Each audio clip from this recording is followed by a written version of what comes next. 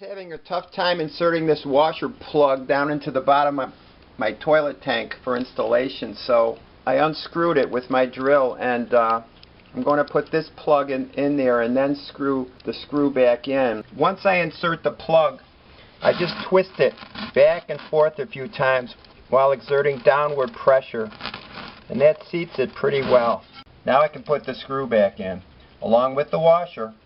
I could screw it back in by hand, but I'm going to use an extension on my drill. Yep, that worked.